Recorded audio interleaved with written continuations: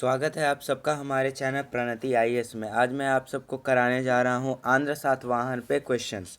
तो आइए शुरू करते हैं हम अपने सबसे पहले क्वेश्चन से, जो है इस प्रकार। शीशे का सिक्का चलाने वाला पहला वंश कौन सा था? तो शीशे का सिक्का सबसे पहले सातवाहनों ने चलाया था। शीशे के सिक्के कहाँ से लाए जाते थे? ये सिक्के रोम से लाए जाते थे। सातवाहन या आंध्र सातवाहन वंश का संस्थापक कौन था? तो आंध्र सातवाहन वंश का सिमुक संस्थापक था, जिसने कर्ण वंश के अंतिम शासक सुशर्मा को मारकर सातवाहन वंश की स्थापना की थी। अगला क्वेश्चन है, पुराणों में इस वंश को क्या कहा गया? पुराणों में इस वंश को आंध्र कहा गया है। अभिलेख में इसे क्या कहा गया है? अभिलेख में इस वंश को सातवाहन कहा गया है। किस सातवाहन नरेश ने गाथा सप्तशती नामक महत्वपूर्ण कृति की रचना की थी? तो ये की थी हाल राजा ने। सातवाहन शासकों की राजकीय भाषा क्या थी? तो सातवाहन शासकों की राजकीय भाषा प्राकृत थी। सातवाहनों के समय में मुद्रा सर्वाधिक किस धातु के बने होते थे? तो इसका उत्तर होगा सीसा के।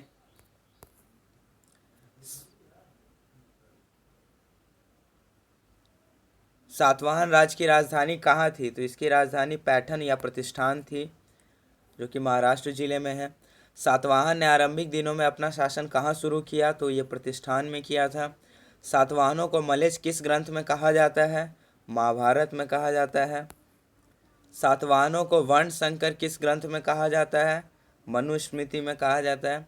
सातवाहनों का अद्वितीय या एकमात्र ब्राह्मण किसमें कहा जाता है?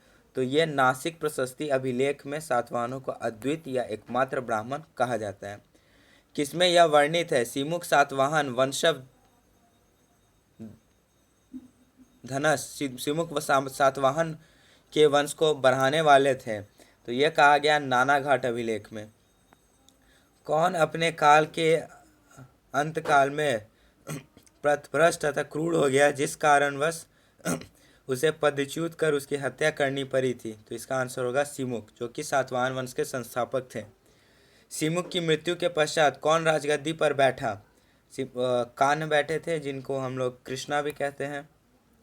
सातवाहन शासकों में कौन वह पहला था जिसने इस वंश के शासकों में प्रिय एवं प्रचलित सातकर्णी शब्द से अपना नामकरण किया? तो इसका उत्तर होगा सातकर्णी प्रथम। अगला क्वेश्चन है, अपने कार्यकाल में 2 अश्वमेध यज्ञ तथा 1 राजसूय यज्ञ करने वाले कौन शासक थे? तो इसका आंसर होगा सातकर्णी प्रथम। दूसरा है, अप्रतिहत दक्षिण पदी उपाधि धारण कौन सातवाहन राजा ने किया था? इसका उत्तर होगा सातकर्णी प्रथम। वीर सूर अप्रतिहत चक्र का चालक उपाधि कौन सातवाहन राजा धारण किए थे? इसका उत्तर भी सातकर्णी प्रथम ही होगा। दक्षिण पथ का अधिस्वामी उपाधि धारण करने वाले कौन सातवाहन राजा थे? इसका उत्तर होगा सातकर्णी प्रथम। पश्चिमपति प्रतिष्ठानपति सम्राट उपाधि धारण करने वाले सातवाहन राजा कौन थे? इसका आंसर भी सातकर्णी प्रथम होगा।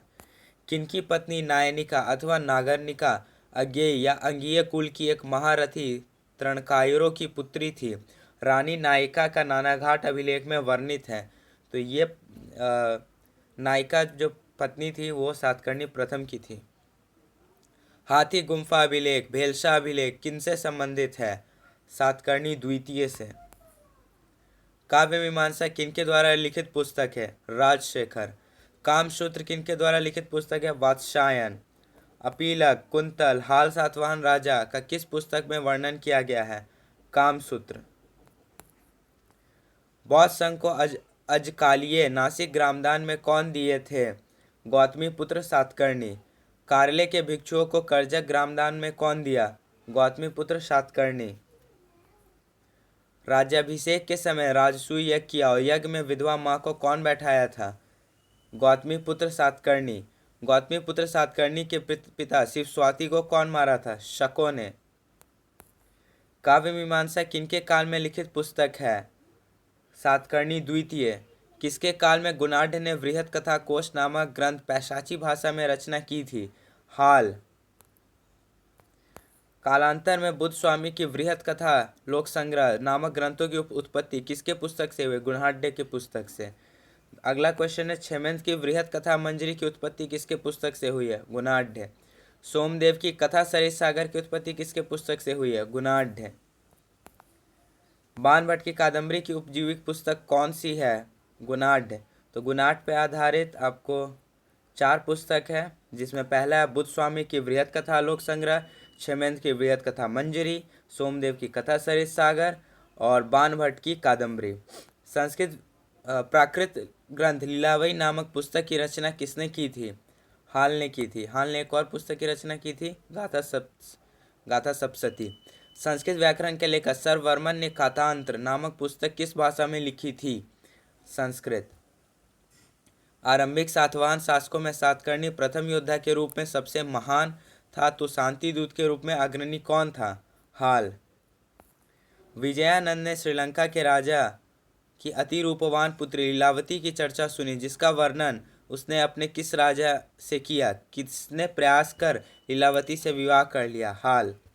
कौन माता गौतमी बालश्री से शासन पूछ पूछ कर करता था? ये लिखा हुआ है नासिक प्रशस्ति अभिलेख में, तो इसका उत्तर होगा गौतमी पुत्र सातकर्णी। कामसूत्र किनके काल में लिखित पुस्तक है?